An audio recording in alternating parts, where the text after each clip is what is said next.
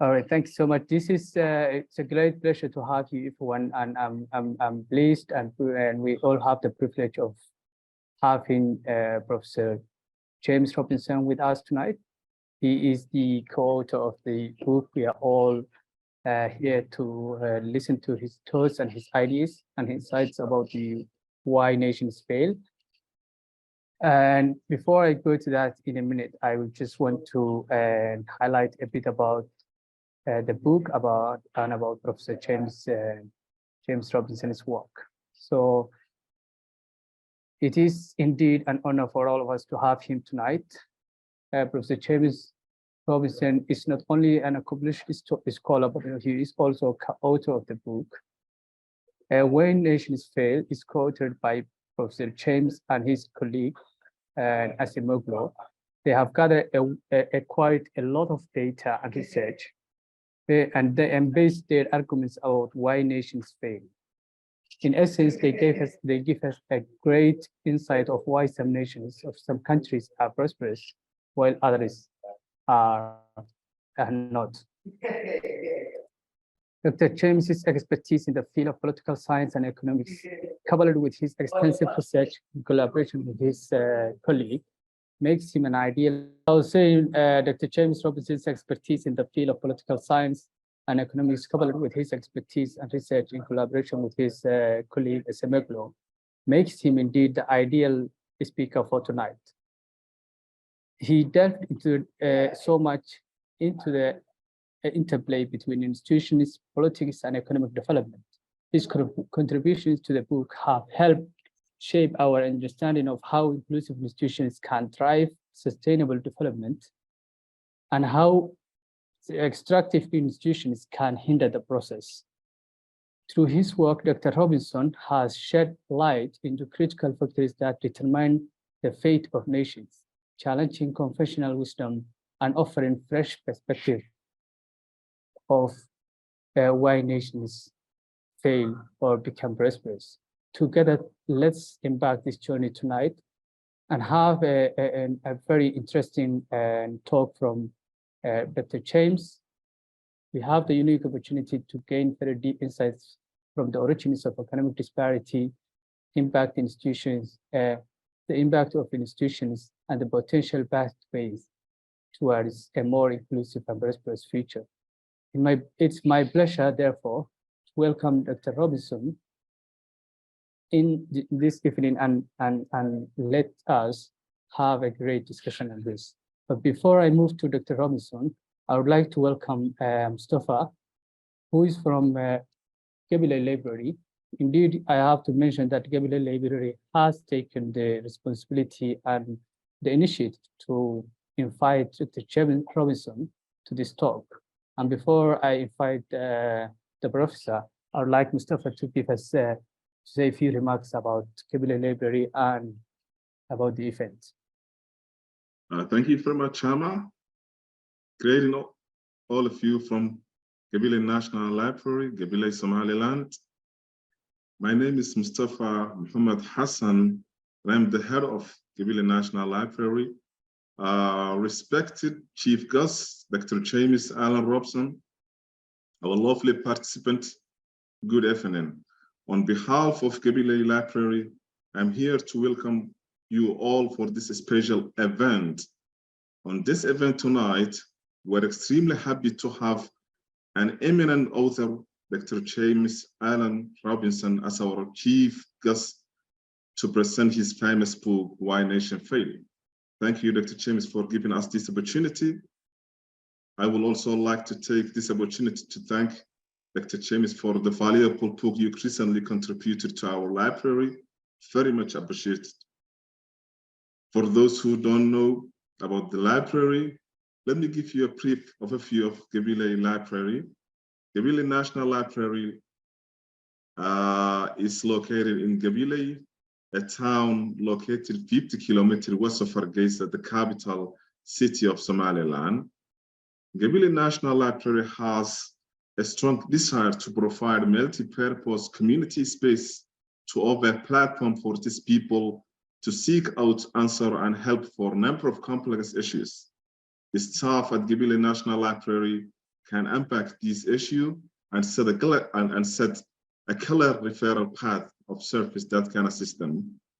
Really, Gabile National Library believes achieving Somaliland's social and economic development objective is largely depend upon its most valuable resource. It is people. To prepare Somaliland people to the future. The library will help them get the opportunity to develop knowledge, skill, and attitude to compete in the labor market and contribute to the social and political life of their region. Greeting from Gabile National Library, and thank you all participants from the different region of Somaliland.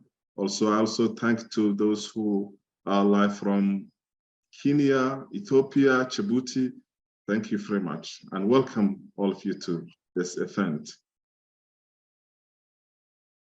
Thank you very much, Mustafa, and for taking the initiative to organize this. Without further ado, I would like to call upon our distinguished guest, Professor James Robinson. As many of you know, Professor James Robinson is a professor of political economy in the University of Chicago. He's also a senior fellow at the Center of Global Development. He is also indeed a former World Bank economist, and he's an authority in this area when it comes to political science. And without actually delving to the details of this book, I would like to welcome him and give him the opportunity to take us through this exciting journey tonight. Over to you, Professor James. Okay, great. Thank you very much. Thanks for inviting me. I have a cold, and so my voice sounds a bit weird, but I hope it'll hold out. I was just in Somaliland for a week, thanks to the invitation of Bashir Goth, the Somaliland ambassador to the United States. I met with the president, and I gave lectures in Hargeisa and at Amud University. So I visited the library. So I'm very excited. I was very excited to learn about Somaliland. And you'll see at the end of my talk why I'm so interested in Somaliland, kind of as a social scientist from an intellectual point of view. Okay, so let me share my screen. I have some slides. It's usually easier to explain things with the slides. So here we go. Whoops. Okay, so all right. So what's the book about? Well, I'm going to talk about this for half an hour. That seems reasonable. So what's the book about? Well, if I could show you what the book is about and describe what the book is about with one photograph, it would be this, which is the Korean Peninsula at night. So, you can see South Korea full of light bulbs, electricity, North Korea, like almost completely black. So that's a very kind of visceral way of representing very large differences in economic development between North and South Korea. And what's fascinating about this is that, those differences didn't exist 60 years ago. In fact, if anything, North Korea was richer, had a higher income per capita than South Korea. But today, North Korea has an income per capita of maybe $1,000 or $2,000, like a poor sub-Saharan African country. And South Korea, is one of the world's kind of most interesting development miracles, with income per capita 30 or 40 times what it is in North Korea. And what I like about this picture is that it's sort of, what the answer is to why South Korea became so much more prosperous than North Korea. And it was the way in which those societies were organized after the splitting between North and South Korea in the demilitarized zone. So it's about, and this is not a story about communism or capitalism, that North Korea was communist or South Korea is about capitalism. You're going to see that I don't find that terminology very useful for thinking about differences in economic development in the world. And they're really just, in my perspective, communism and capitalism are just specific examples of more general institutions. Okay, so what was the difference between North and South Korea? Well, it wasn't deeply historic, it wasn't cultural. That's why this picture is sort of interesting, right? The Korean Peninsula has a long history of political centralization of a state, of social institutions, of language, of writing, of cult that was shared by the North and the South. So this picture sort of rules out lots of different hypotheses that you might have about economic development. You might think, that economic development was about geography. When I started doing research on this topic 30 years ago, Professor Jeffrey Sachs was talking about how Africa was poor because of its terrible geography. Okay, this has nothing to do with geography. People say, oh, some parts of the world like Latin America are poor because they have a different sort of culture than North America. This has nothing to do with culture either. This is the way that those societies got organized and the very different patterns of incentives and opportunities that were created for Koreans north of the demilitarized zone and south of the demilitarized zone. And partly this is about economics. When I say why nations fail, that's about economic failure and economic success. But also what's nice about this photograph is that it's obvious something else is obvious. And something else obvious is the reason that the economy got organized so differently in the north and south of Korea is because of politics. The reason that North Korea is organized the way it is in a way that impoverishes North Koreans is because it's ruled by a dictatorship, a personalized dictatorship. And the reason that the South prospered is that political institutions were radically different. Okay, so let me give you another example that I like a lot, which is closer to home for me, not for you. You're probably about equidistant from both of these examples. And this is a town on the border between Mexico and the United States. So on the right of the fence running down the middle of Nogales is the United States. On the left is Mexico. Again, very similar geographically, very similar culturally. If you go to Nogales in the United States, everybody's speaking Spanish. The culture is very Hispanic, very heavily influenced by Mexico and Latin America.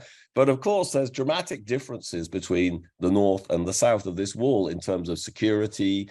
South of the wall is dominated by cartels and drug gangs. There's enormous insecurity and violence. There's big differences in basic provision of services, in life expectancy and income per capita. And again, that's not to do with geography or culture. It's got to do with how those societies got organized. Okay. And in fact, the first chapter of the book is a very historical chapter about how Mexico and the United States ended up getting organized in very different ways, because that goes back into the history of the society, into the way that colonialism worked differently in North America and Mexico and South America.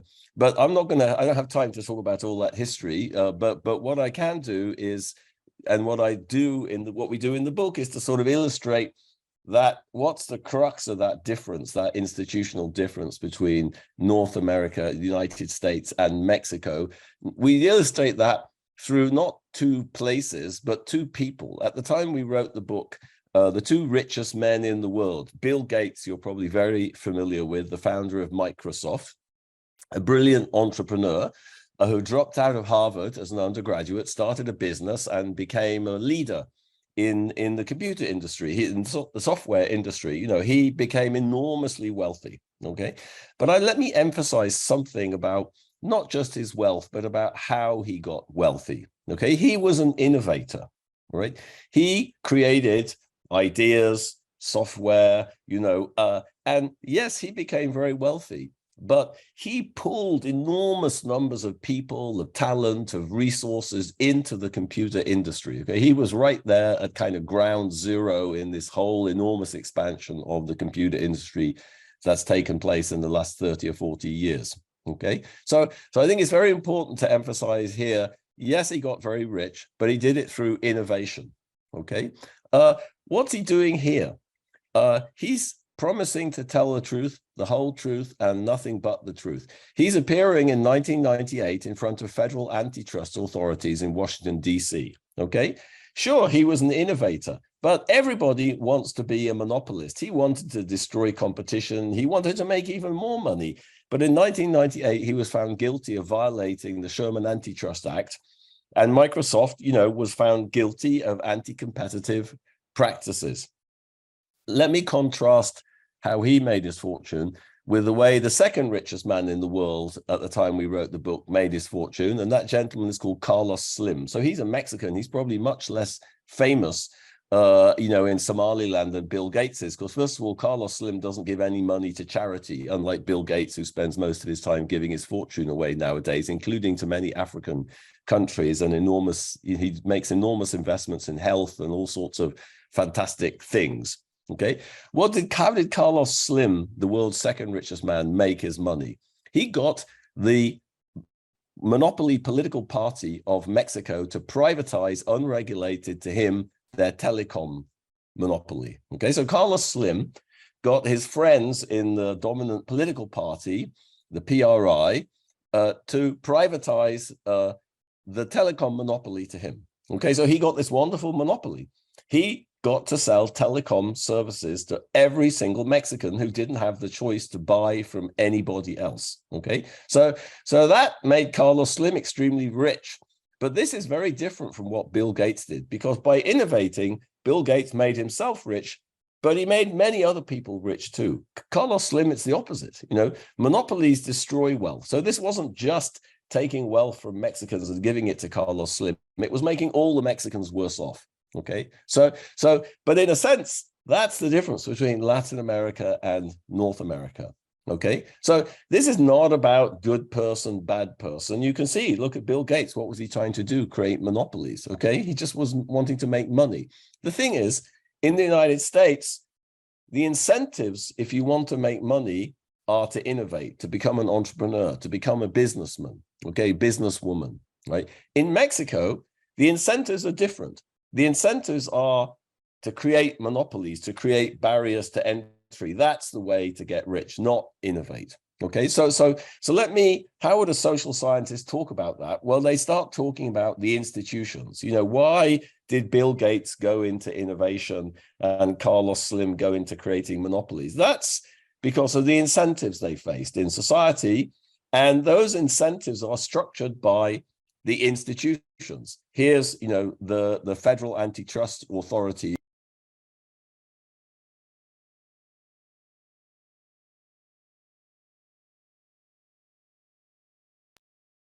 Yes, young answer. Can you unmute, please? Can you unmute yourself? So maybe accidentally you did.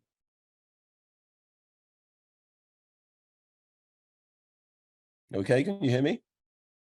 All right. So this is a story about the institutions. And when I say institutions, I mean the rules in society that create patterns of incentives and opportunities, and they push people's energy and talents in different directions. And in the case of Bill Gates, those directions are good for him, but they're also socially desirable.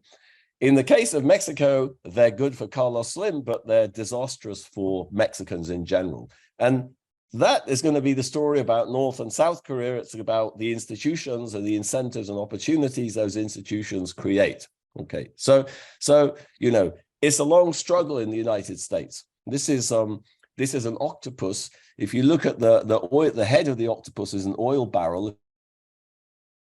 Look at its head, it said Standard Oil.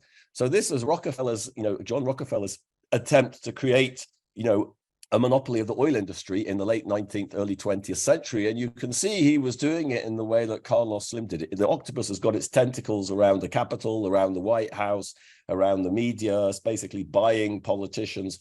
What happened to the Standard Oil Company? It was broken up in 1905 under the Sherman Antitrust Act, the same antitrust act that was used to prosecute Microsoft and Bill Gates. So this is a long struggle to maintain these institutions that maintain the incentives to innovate. And let me introduce some terminology that we use in the book.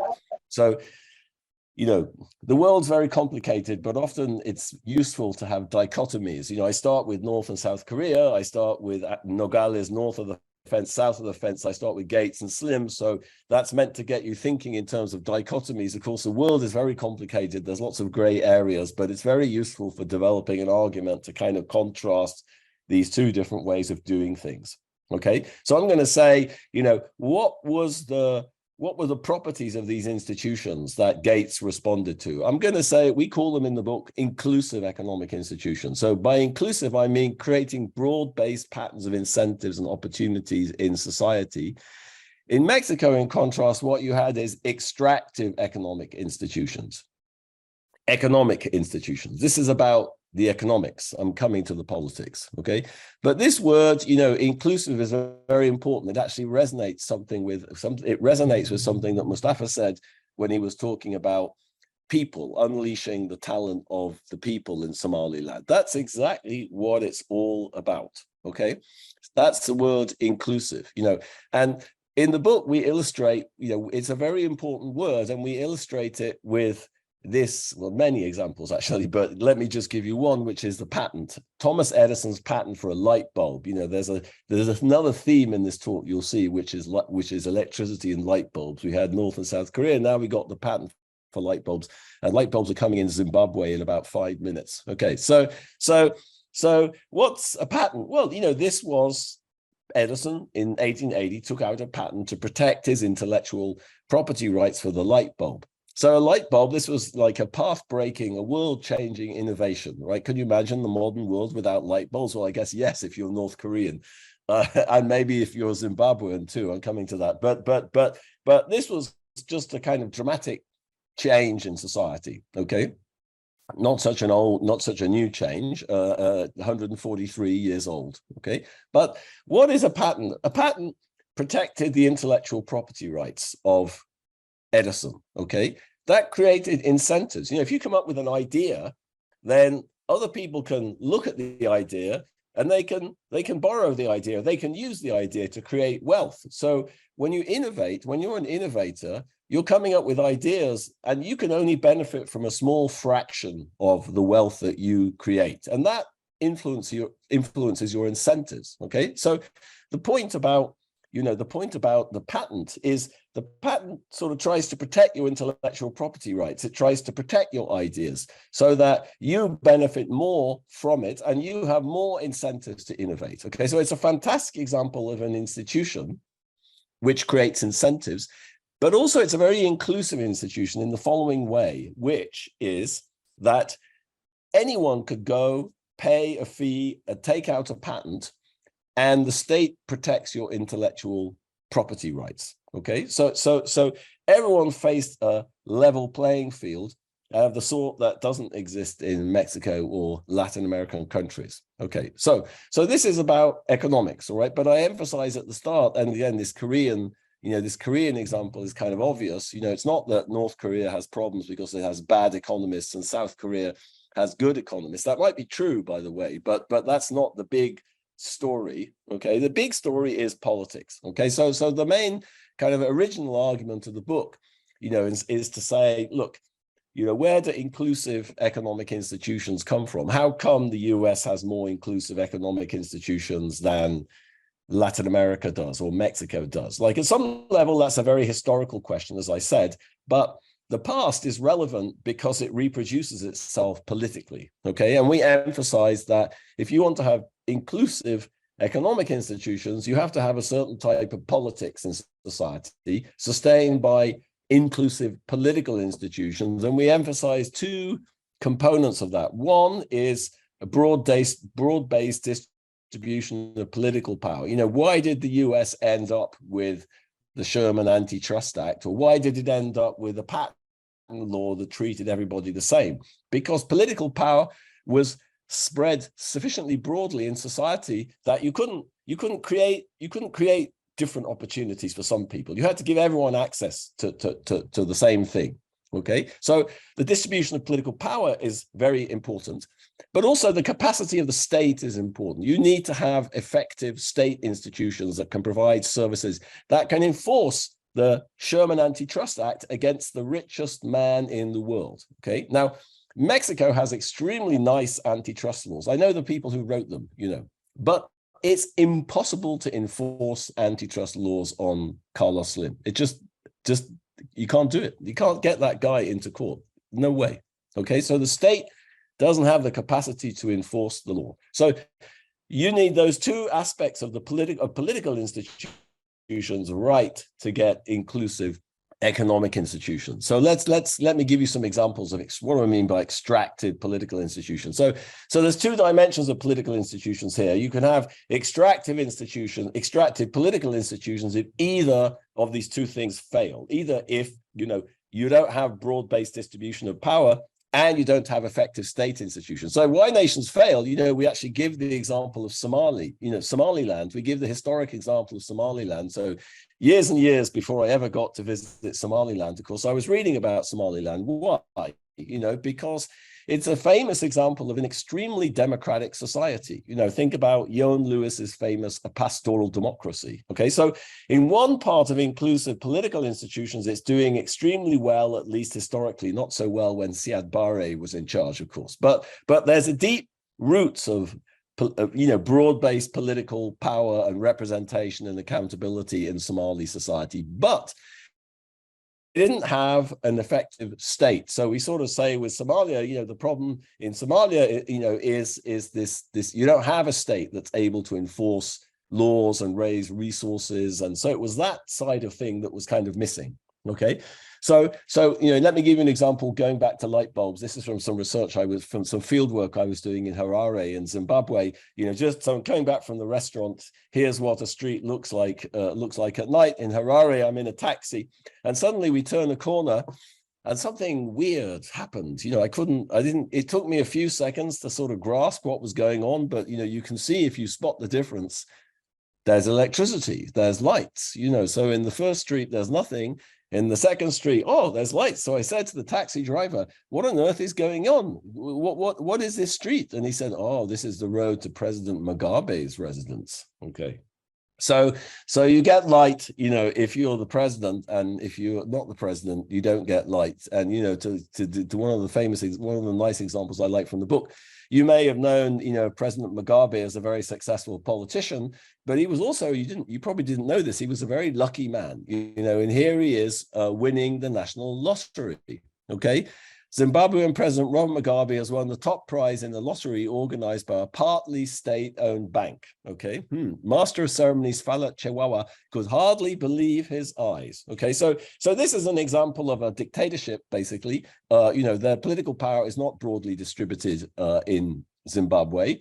It's the reserve of ZANU-PF political party, and as a consequence of that, economic institutions are extractive, and income per capita in Zimbabwe is about 50% of the level it was in 1980 when the country became independent from white rule. Okay, it's a very, very sad story, but it's a story about the creation of extractive political institutions leading to extractive economic institutions and leading to poverty for Zimbabweans and lack of electricity also. Okay, so I don't know how long I could talk about this diagram, and then I could jump and talk about Somaliland and people can ask questions. Is that a good use of time? This may be very nerdy, this diagram. This diagram is not in the book because when Professor Ashimodu and I came up with it, the editor nearly had a heart attack and said, no, you can't put that in the book. That will destroy the sales.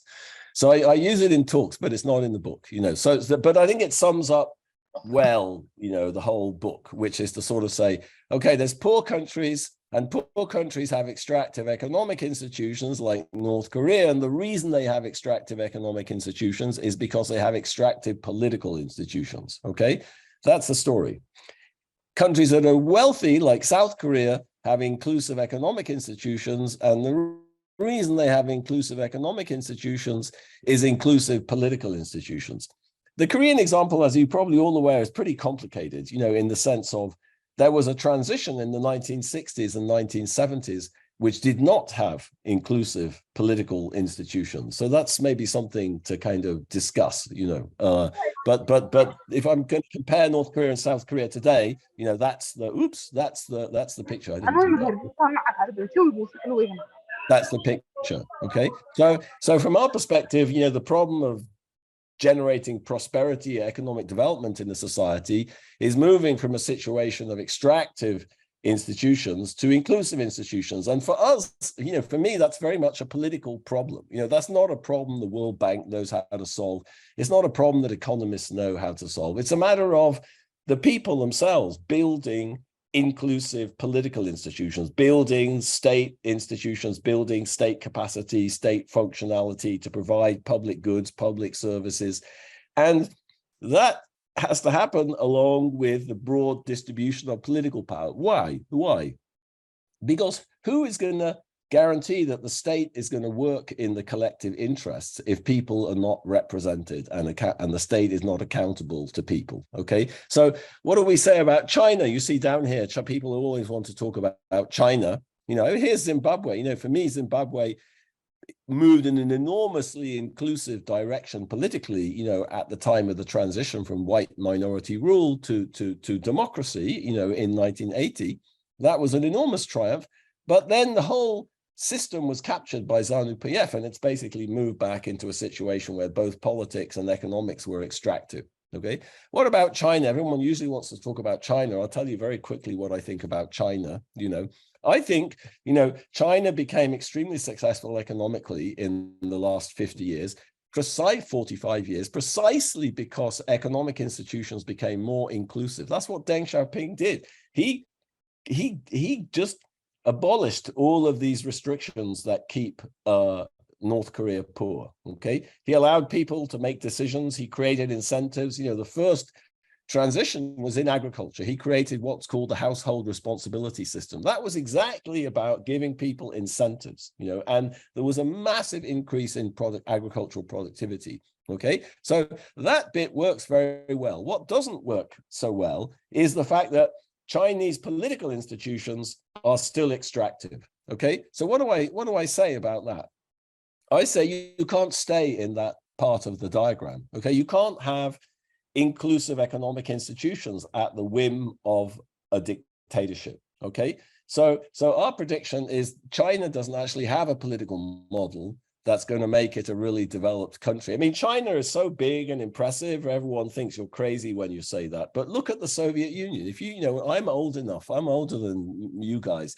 When I was a student at the London School of Economics in the early 1980s, we were taught that if you wanted to be economically successful, you had to be like the Soviet Union. The Soviet Union was a development miracle from the late 1920s, from the first 5-year plan right the way through to the 1970s. And in fact, the Soviet growth in the Soviet Union kind of fooled everybody. If you look at Paul Samuelson, probably the greatest economist of the last century, look at Paul Samuelson textbook. In 1961 edition, he has the Soviet Union catching up with the United States in the year 2000. Can you believe anyone thought such a thing? The 1967 version, it's still 2000. The 1970 version, he delays it until 2010. Subsequent versions, the catching up of the Soviet Union was delayed until 2020. And then, of course, the Soviet Union collapsed and this diagram disappeared from his book. But then it came back with China catching up. Of course, there's lots of differences between economic experience in China and the Soviet Union. But I think this is interesting as a piece of history because it kind of shows you how we can be fooled. Everyone, the world's greatest economists, the CIA, the Russians, the Soviets themselves were fooled. Khrushchev said, "What? We will bury you." So I don't know how this is going to go off the rails in China, but it will. Okay, and why will it go off the rails? Well, I say. Here's my view. It's a very simple view. My view is extremely simple. Power corrupts. Absolute power corrupts absolutely. And if there's any more sound generalization about human history, I think this is it. Look at what is happening in Russia today.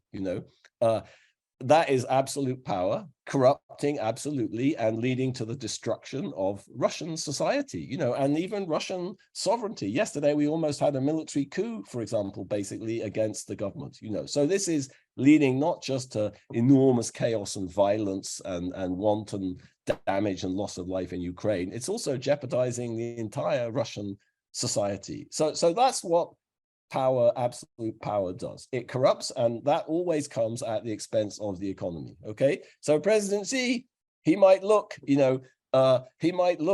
kind of untouchable, he's creating a personalized dictatorship in the same way Putin did. And that only ends in one way, as far as I'm concerned. Now, you can make arguments. I don't have, we could discuss, you know, we're scholars, and we could discuss, yeah, but there's cultural differences. Maybe something in China is different and the same logic doesn't apply in China. Could be. I mean, we've been thinking a lot about that the last few years. You know, I say this time it's different, you know, like Chinese people are interesting, and Chinese culture and Chinese history is fascinating, and it's different from Western culture also. But I think, you know, here's my Jack Ma example. I don't think you can have an innovative, inclusive society, you know, with a totalitarian state. And that's what you have in China. Come on. All right. So what about Somaliland? I could say, like, where is Somaliland on this diagram? You know, let me just jump to the last slide here. You know, like, for me, what's fascinating about Somaliland is, you know, as I said here, you know, as we say in the book, like, history is not destiny. You know, history shapes our options. You know, history shapes what we can do. It shapes the way we think, you know, about the world and the alternatives. But there's many societies historically, including South Korea, the United States, and the United Kingdom, my own country, who had extractive institutions and who created more inclusive institutions. Okay. And the reason that I'm so fascinated by Somaliland is exactly because of this process over the last 30 years, where, you know, you started with this very kind of historically democratic participatory society for men, mostly for men. That's what I understand. So there's some issues there, but that's a kind of remarkable thing. Okay. And you use that and you built on that to create legitimate state institutions. Okay. You devised a project, you know, like when we talk about these transitions, actually in the book, I didn't mention it, you know, but if I was going to go back, you know, and talk about, you know, transitions, when we talk about breaking the mold, we call it breaking the mold. You know, we look at Botswana, you know, I did a lot of research in Botswana. It's a fascinating case. It's somehow, in my mind, related to Somaliland in the sense that, like, when I teach at the University of Chicago about Botswana, I sort of say, look, you know, what Botswana got mostly by chance was it got some breathing room in order to build a state and build institutions which were compatible with its traditions and its traditional way of operating Swana states, which were also very participatory, you know, institutionalized in very different ways from Somaliland, but in its own way, very participatory. And it could build legitimate state institutions alongside of that. And that's why Botswana has been so successful. And I think Somaliland is the same thing, albeit in a very different cultural and institutional context. And what I find interesting about it is it's a sort of counterfactual, you know, how Africa could have been without all the meddling, you know, without all the meddling of the colonial powers and without the creation of these kind of arbitrary countries, without all the meddling of the Cold War period and the Soviets and the Americans, what Africans could have done and what they could have achieved if left to themselves, you know. So that's why I find that experience so interesting. And, you know, we emphasize, how do you get these transitions from extractive to inclusive institutions? That's really about the collective action of the people who suffer from extractive institutions. That's the story in Somaliland. You know, the creation of Somaliland is the struggle against the Siad Barre dictatorship and what we call a broad coalition of people fighting for their liberty and independence, fighting to build institutions. So I think it fits extremely well. The Somaliland history fits extremely well into the context we have. You know, why is there a broad coalition in Somaliland? Because you have these big encompassing clan identities, like this idea of the Isak clan family. It kind of brings people together to create, at least, you know, you can contradict me, but my impression as a very superficial knowledge is that, you know, it's a way of bringing people together into a project, a kind of bigger inclusive project. Okay, so you know, I think the Somaliland, we don't talk about Somaliland in the book, but I think it fits very well in the institution, in the picture, you know. And you know what I find, just, you know, I'll shut up now, but what I find sort of fascinating, you know, as a kind of social scientist, is the way, you know, you've used these traditional identities, these clan identities, as a sort of lever to create legitimate institutions in terms of political, you know, the political representation of clans. And when I was there, I was very fascinated to ask people, you know, what do these clans do and how are they used today and how do they integrate with the modern state institutions that are being created over the last 30 years. Okay, I feel like I should shut up now. Is that good? Thank you very much, Professor James. I wish we could continue to have your insights, but we'll move on to the discussions and questions and answers, and I'm sure the team will have a number of burning questions, but if I might start off. And of course, this is a piece of amazing scholarly work, and many of the political scientists, students of political science over the years have actually benefited from this. Myself included, I had it as a core reading and book for a number of courses in different universities in Bristol and Oxford. So I would like to thank you for the original piece of work, as well as this talk. And I assume most of the audience is coming from Somaliland, while also there are a couple of other friends from other places around the world.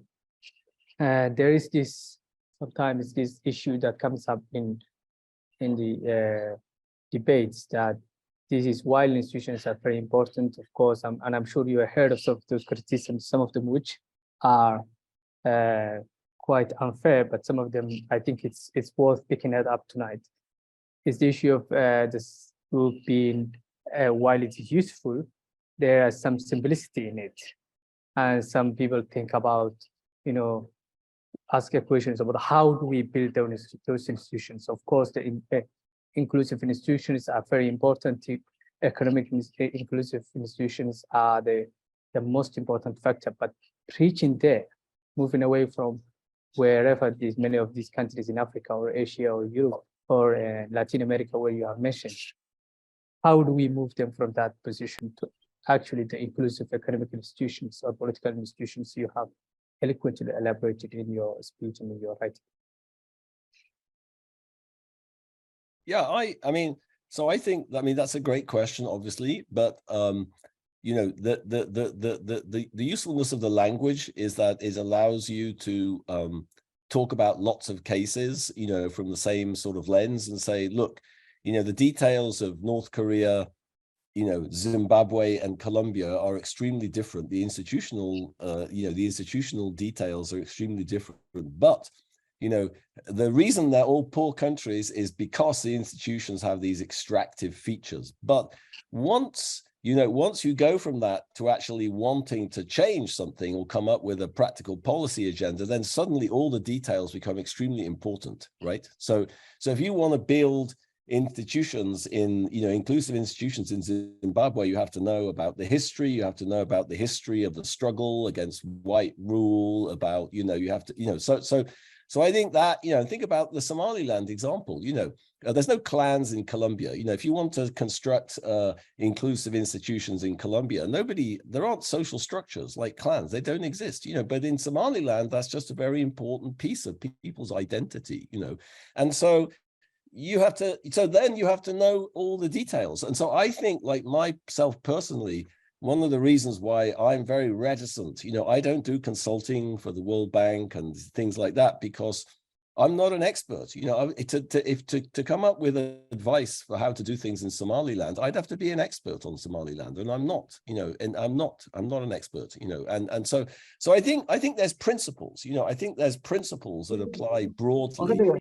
But you know, for me, building institutions is not a technical problem. You know, it's a political problem, in fact. You know, so that's the problem with, you know, many approaches to institution building that come from international, you know, institutions, is that it's about, they don't understand the politics. You know, they have a kind of one-size-all model, which often has important principles, but, you know, whether you can apply those principles depends on the political context. You know, and I think one of the things I've been studying the last few years is the way in different parts of Africa, different parts of the world, you know, the local people have understood the context and have be able to use that to actually implement policy and to build institutions. I mean, a fascinating example that I've been trying to study is Rwanda. You know, if you look at Rwanda, the way that President Kagame implements policy is through many traditional social institutions and practices, because he understands that these things are very powerful in society and they can mobilize people and they can galvanize people to do things. And it's also pretty coercive, Rwanda. I'm not advocating Rwanda as a development model, but I do think it's extremely interesting the way President Kagame achieves things, through leveraging his society and his people and their culture, and I think that's what you have to do. And that, that's what the Koreans did. That's what, that's what Meles Zenawi was trying to do, in Ethiopia, while he was trying to push development. And I think that's what the British did. If you ask me about Britain and the Industrial Revolution, I'd tell you the same thing. So I don't have an agenda like that, because the world is complicated, unfortunately. Yeah. Thank you very much. I think that gives a very interesting perspective to the question. So I will just start the floor for questions. Anybody who has a question can raise his or her hand. There's a bottom at the bottom of the screen. There's reactions, and then you can raise your hand in case. I can see a couple of hands already, and I will invite Abdel Nasser to ask his question.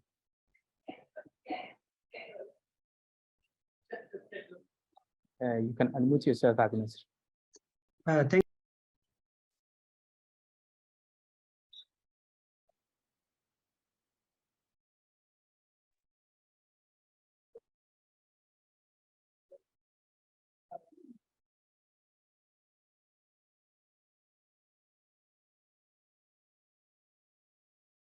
Abdel Nasser.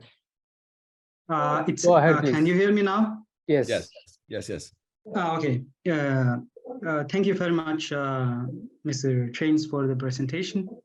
I have read the book. I bought it. My name is Abdel Nasser. You can see I am agricultural and economics training. I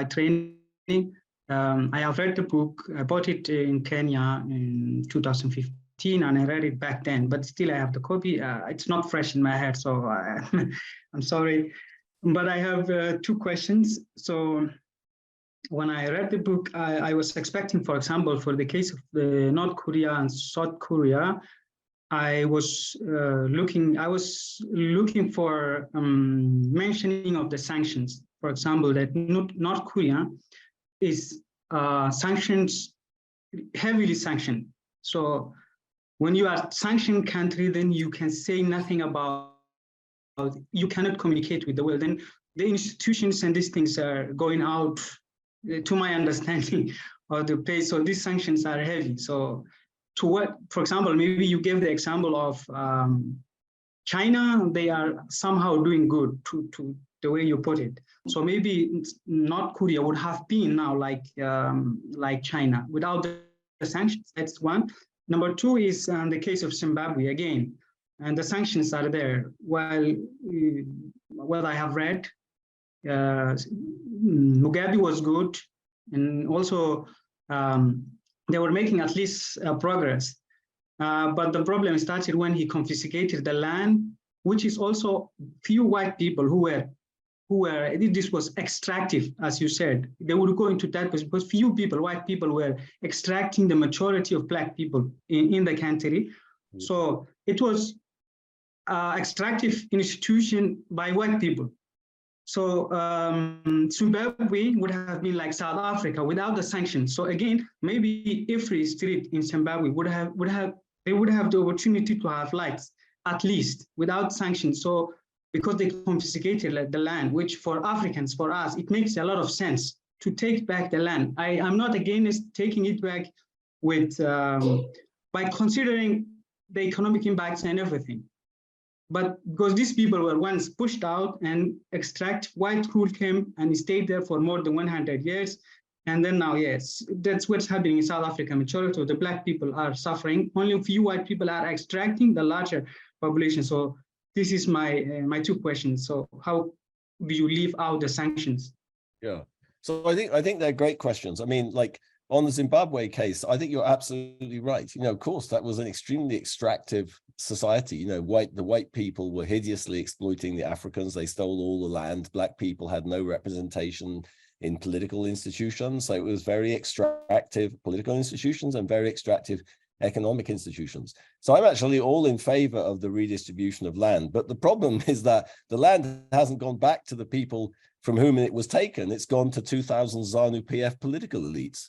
President Mugabe and his wife owned enormous farms everywhere. President Mnangagwa, you know, you drive on the road from Harare, you know, to Masvingo, you know, there's these enormous farms that President Mnangagwa owns. And what are they doing? Nothing. That's just running. He doesn't know how to farm. They're just falling to pieces. You know, the tractors are rusting. I mean, it's so that's a problem. I totally agree with you. The history is extremely extractive, but they haven't done what South Africa has done. You know, South Africa tried to find this very kind of interesting balance between promoting Black people with Black economic empowerment, radically kind of introducing this affirmative action to kind of create opportunities for Black people while leaving the 10,000 white farmers alone, you know, and, you know, we can debate whether that was a good idea or not. It probably wasn't, you know, so I'm absolutely, I have no problem whatsoever with expropriating the white farmers. But the problem is that the land didn't go back to the African communities from which it was stolen. It went to political elites. So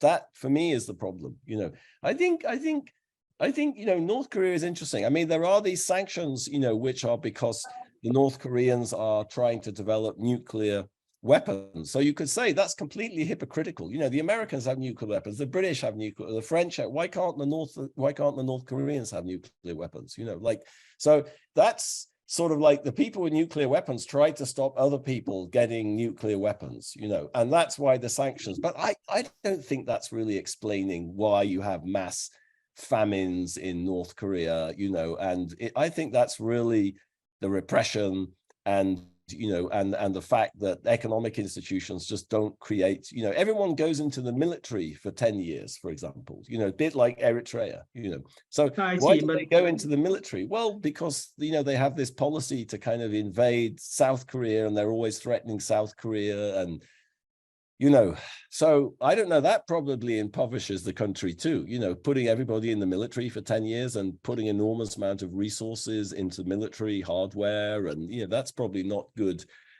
for people's welfare. I agree. I agree with that, for example, when the government puts all the resources to the military, to whatever it is, it's going to drain the economy they had, but also as proven by the sanctions on Iraq, it kills people. Sanctions kill a lot of people. So sanctions, you cannot trade, you cannot even buy food if you have at least some money left. So these sanctions they are a very important topic when we want to look at a country that is completely sanctioned. Abdi Nasser, I might please interrupt you. Thank you, brother. Thank you. Okay, sorry. Abdi Nasser and James, and I will give the floor to Dr. Abdi Karim. Thank you. Okay. Please go ahead and ask your question.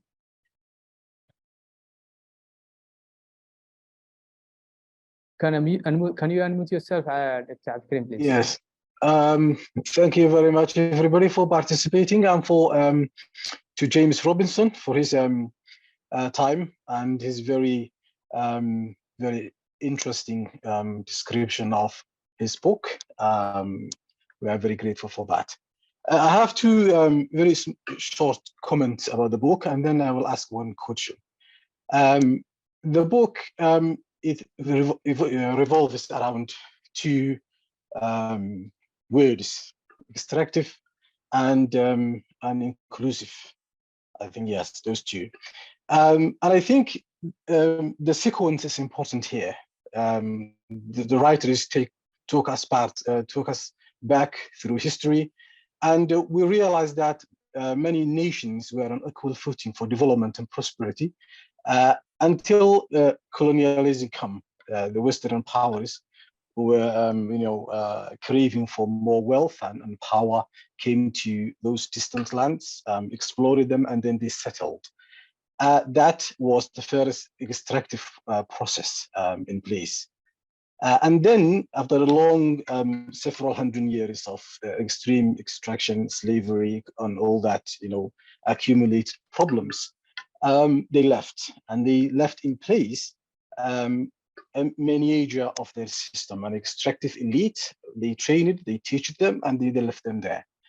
And they also instituted international organizations who are also extractive on behalf of the Western power, that can keep those systems in place and keep the order. So anybody who tries to basically go out of that extractive system must be put back to the system by force. And that happened in many countries and many regions around the world. So that's the sequence. It all starts with, according to the narrative of the book, it starts with colonialism, colony, and with extraction, and then transforms from there. So today we are here, and we have a world that's divided along those two narratives. The second point we come to after that is now where extraction ends and inclusivity starts, because there is a spectrum of political systems around the world. There is China, who is politically repressive, but economically growing well. You have India, which is a democracy now slipping to dictatorship, but it is struggling to spread the cake among the citizens. We have Russia, another style. We have African countries like South Africa, which is a democratic country since 1994, but economically, the majority of the citizens don't have a share in the wealth of the nation. We have Somaliland, which I would like to commit to later and give you a little bit of comment on that. So where extractive system ends and inclusivity starts. The second point is, my understanding from the description Mr. James gave is that many systems started being extractive, and then through the support or maybe of the wider society and the struggle of some groups, that system transformed by time and by effort into inclusivity. Okay, what can change that now? Isn't that also acceptable? Creating an extractive system at the beginning, authoritarian politics, and then drifting back to, like, a good example could be, for example, Singapore or Turkey.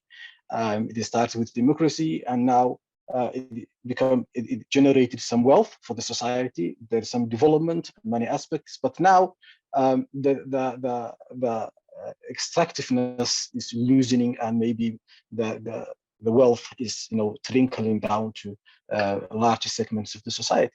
So we can say these two steps, they are not separate. They're actually step one and step two, where we need a lot of effort, a lot of I can say conscious effort to transform the system from being extractive to being inclusive. But we cannot jump over the extractivity. We cannot jump that's the early stage of the system if we want to end up reaching there. And finally, authors, because I read the book, they haven't mentioned that much about international system, how it basically stifles the progress of the third world and the developing countries. The IMF, the World Bank, the United Nations, the charity organizations, huge charity organizations. These layers of power-hungry organizations that are formulated according to the desires, according to the political will of the Western world. Now they interfere in every small aspect of local politics. Somaliland is a good example if you want to delve into that. So why they don't give more elucidation about the role of these organizations and how they can basically stop that transition from extractivity to inclusivity. Or sometimes if that small country gets the blessing from the Western world, they can be allowed to experience that transformation from extractiveness to inclusivity. That wasn't addressed in the book. And generally speaking, it's very interesting and exciting book to read. And thank you very much, James, for your time again, and Mustafa and the Gabila Library for putting the effort together. Thank you very much. Yeah, I mean, there's a lot of questions there. I think we're often accused we're often accused of kind of ignoring, you know, international relations. I think like the way in our book, you know, international relations matter kind of immensely in some kinds of period like colonialism. You know, colonialism comes along and, you know, European powers invade all sorts of parts of the world, and, you know, and they reconfigure institutions and they create, you know, systems of like racial discrimination and inequality. And, you know, so but then a lot of the story is about the internal dynamics of those internal political dynamics of those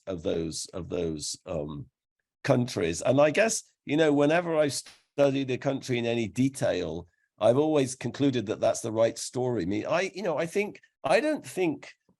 don't know that in the international system keeps African countries poor, honestly. You know, like the international system didn't stop Botswana doing what it's done. I understand, like in the Somaliland place, the United Nations tried to stop, you know, the Borama peace negotiations and constitutional meetings, and, you know, but what did you do? You just did it anyway, you know, to hell with the United Nations. Like my general experience of interacting with the World Bank is that the World Bank has no idea what is going on. You know, like I work a lot in Democratic Republic of Congo and Nigeria. The Nigerian politicians have the World Bank and IMF around their little finger, you know, like, so I think you're giving these people now, the French, yeah, maybe the French in Gabon or the French in Mali, or that's a different thing, you know, and the Americans, of course, have done all sorts of damage during the Cold War. The Americans and the Russians, just think about the damage that happened there in Ethiopia, you know, or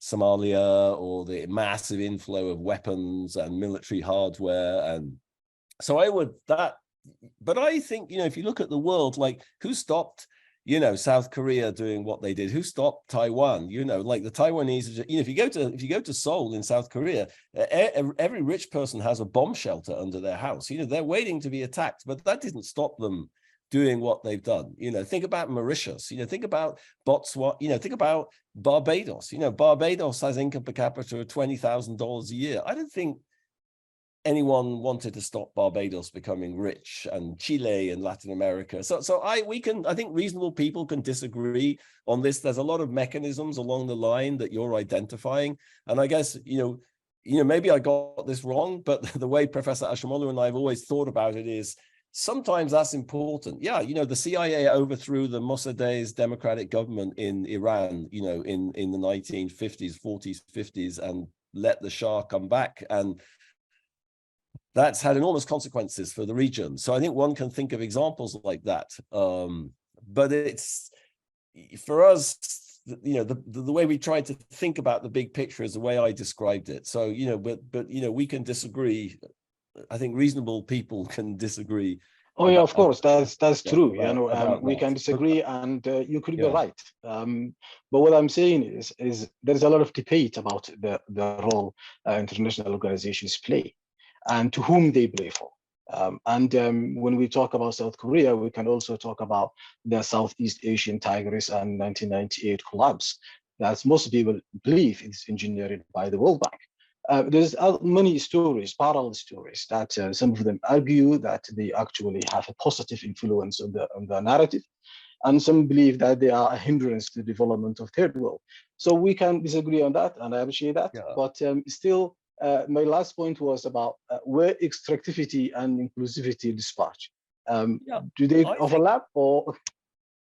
I think there's lots of gray areas, you know, so I can't, in the talk, I don't talk about that, but in the book, you know, like think about the United States, there's huge numbers of extractive institutions in the United States, keeping Black people poor, limiting their social mobility and opportunities, racial discrimination. There's less than there used to be, you know, there's less than there was in 1960, and there's been a big struggle of the civil rights movement and African Americans trying to kind of improve the situation, but there's still enormous problems. You know, there's discrimination against women, you know, there's progress there too, but there's still enormous problems. So I think, you know, there's a lot of gray areas, you know, and you know, and that's why the dichotomy is useful, but it's also limiting in the sense that, you know, there's all these gray areas. And you know, one of the points of the book also, and I have to say I've been thinking a lot since, you know, the election of President Trump, is that, as we point out, in any society with inclusive institutions, there's always incentive to set up extractive institutions. You know, President Trump, you know, luckily President Trump isn't organized enough to like really undermine the institutions of this country. But if he'd been more organized, you know, he might have done. But I think what was revealing about that was the potential for creating far more extractive institutions in this country, you know, than anyone had previously thought, myself included. You know, like we're very optimistic about the United States, although we talk about, you know, we talk about the problems in the South, we talk about, you know, the civil rights movement and you know, and the many types of extractive institutions historically. It's all a matter of degree in some sense, you know. So I think, you know, extractive institutions, you know, could always be created in any society. You know, we give the example, the leading example we give is Venice. You know, Venice was probably the richest part of the world in the late Middle Ages. And then it just basically went completely into reverse, and all the economic institutions that had made it prosperous and this prosperous mercantile society were abolished and thrown into reverse, you know, so that this elite could basically consolidate control of the society, you know. So I think, yeah, that could happen. It could happen. It's happened lots of times in history, and it could happen. It could happen again, you know. So you always have to fight to maintain inclusive institutions, because there's always incentives to make them more extractive, you know. Thank you very much. Thanks, Abdulkareem and Robinson. Said Ali, I think next, can you go ahead, please, and ask your question, please, and mute yourself. Well, thank you, Cham. And also I want to say thank you to James Robinson. I'm a recent graduate student of political science and international law here at Westminster College in the US. I have read your book, and actually I used a lot your book when I was writing with graduation dissertation. The question, I have a quick question, and I think you mentioned about this, you know, the main challenge of, especially in a politics like in Somaliland or Somalia, where people are more loyal to the clan than they are loyal to the nation, because they know what the clan, you know, provide for them. How could, you know, people move from that specific aspect to a place where institution is, you know, like parties are actually fulfilling what they were supposed to be doing, and people can actually vote for the party, not because of the guy who's leading, but because of what the party stands for? And I think that's a quite unique democracy.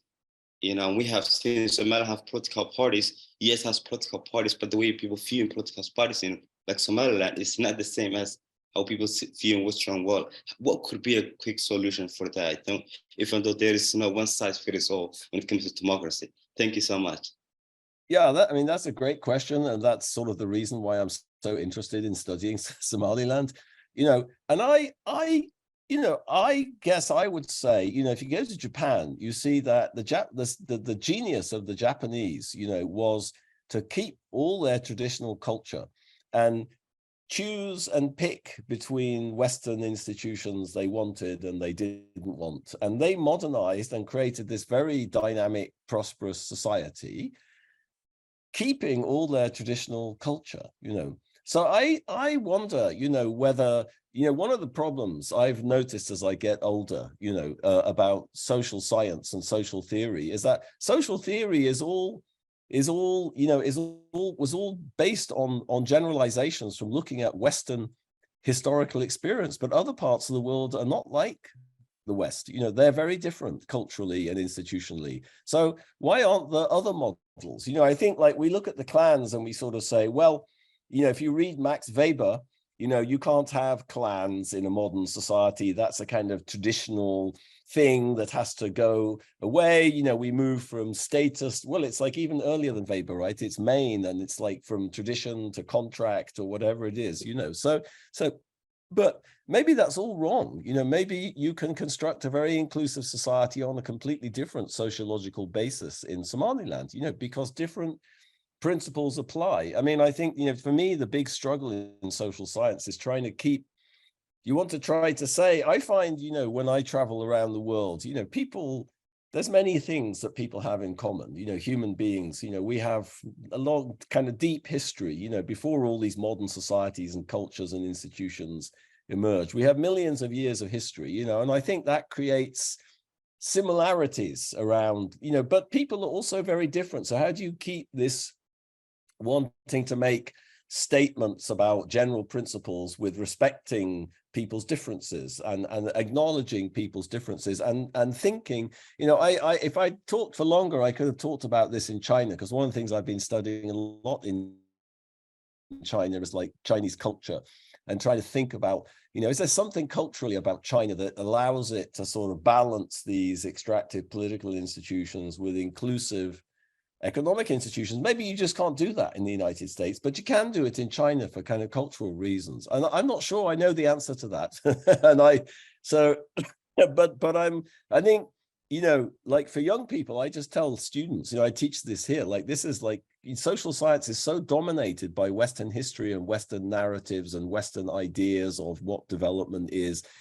You know, there's going to be this mind-blowing moment when we realize, no, you know, I actually gave, I can send you the slides if you send me an email. I just gave a lecture in Nairobi recently about, you know, what would economics look like if it had been invented by an African? You know, and the point is, Adam Smith was a person of his time. You know, he was living in 18th century England, and he looked around at how economic institutions in 18th century England worked.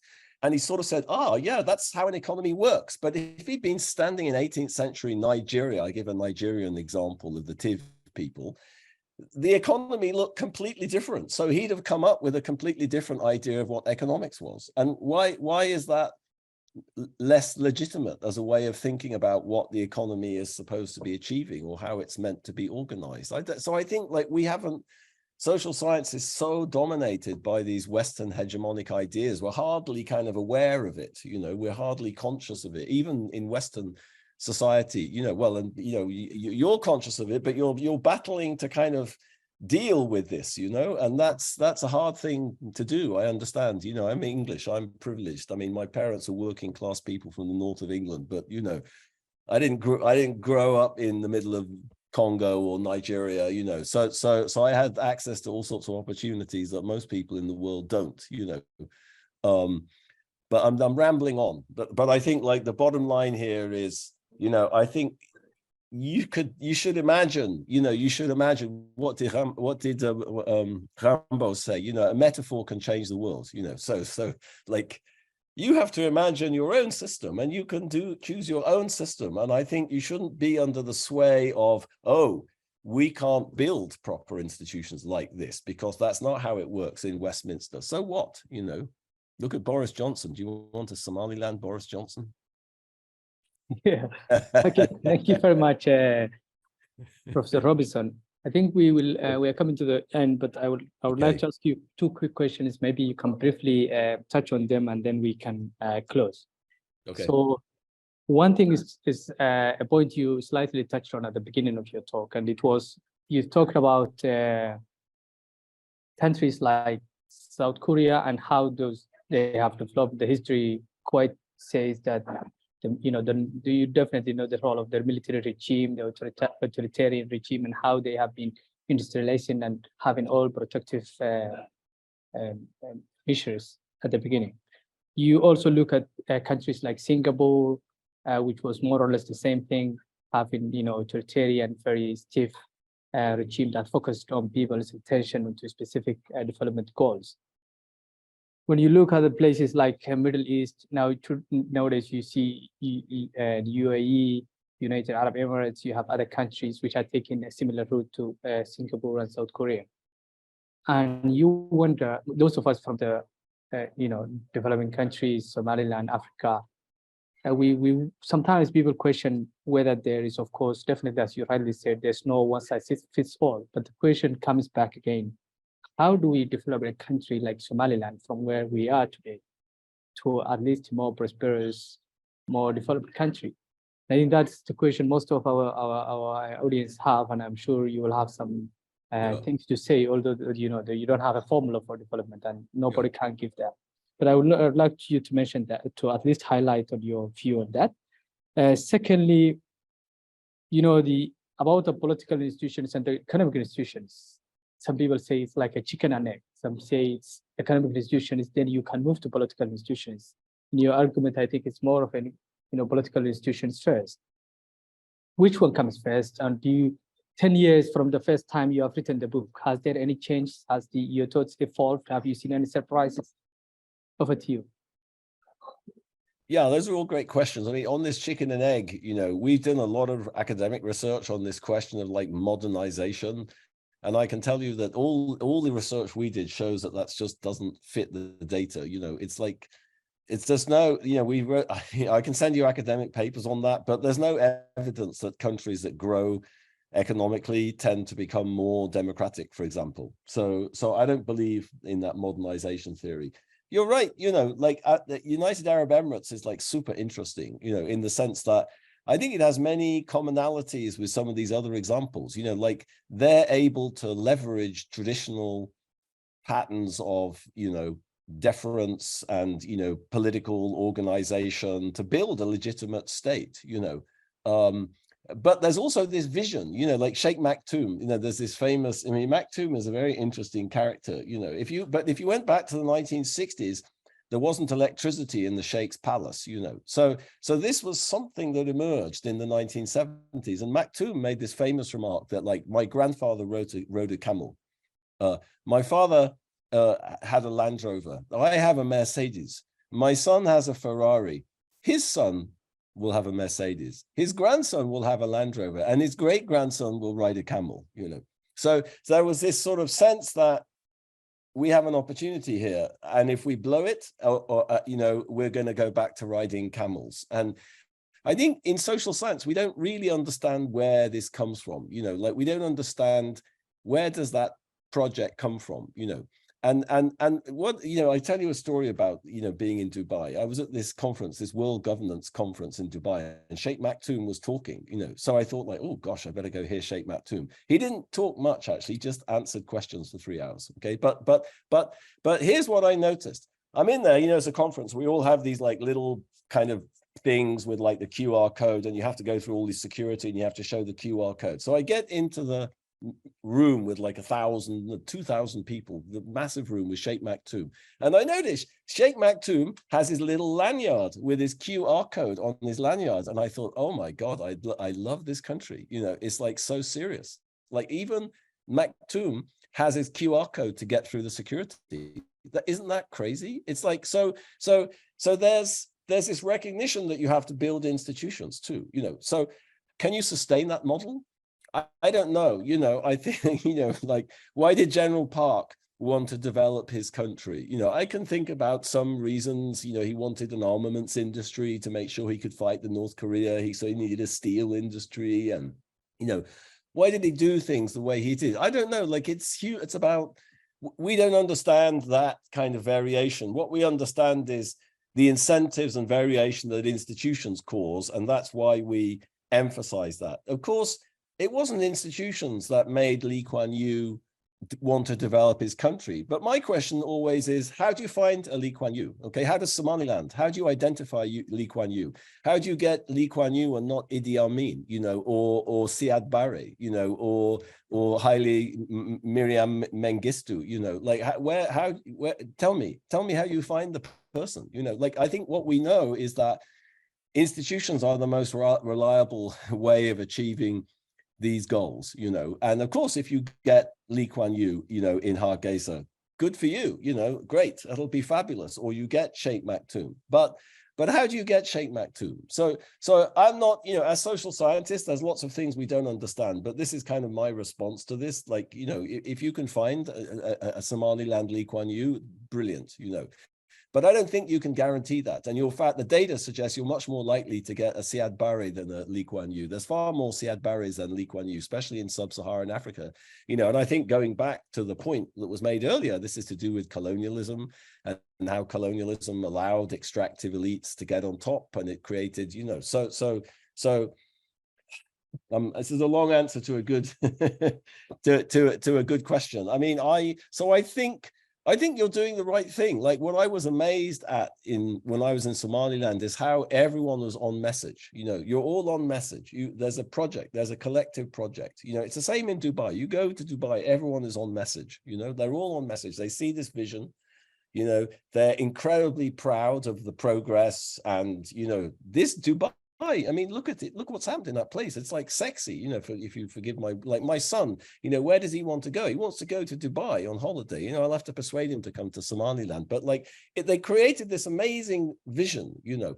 But think about Somaliland. Like your culture is just so mind-bogglingly rich and historic and fascinating, and you know, and you're in this region with lots of things happening. Okay, you know, lots of things happening, and I'm not an expert, and you know, I don't have a economic policy or development model exactly, but you're building the institutions. You know, you're building the port, you're building the universities, you're investing in education, you know, you're building the state institutions, you're building a national museum. I love that.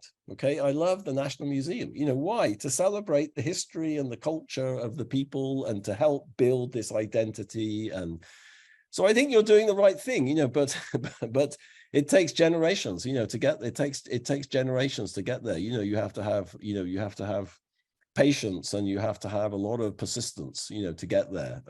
And that's why institutions are useful also. You know, that's why it's very difficult to rely on individuals. The individuals come and go, and they can't leave legacies typically, unless they build institutions. But that's what Sheikh Maktoum has been doing, you know, with his lanyard. Thank you very much, Professor James Robinson.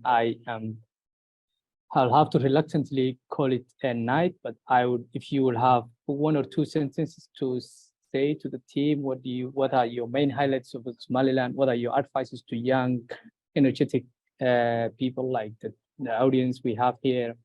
And what would you advise them to focus in to make Somaliland a better place to live in? Yeah, I think what's very important is the word gets out about what's happened in Somaliland, and people get to understand how remarkable, you know, the achievement of Somaliland is in the last 30 years. You know, you need everybody at the World Bank and the IMF and everywhere else to know about Somaliland and the Somaliland model, and to come and learn from you. You know, forget the World Bank. They should be learning from you, not the other way around, you know, because you've done what the World Bank has failed to do numerous times in Africa. So I think for me, that's the most important message. And I'm certainly going to try to help with that if I can. Thank you very much. I'm sure we are all enlightened by your encouraging words from experienced scholar like you.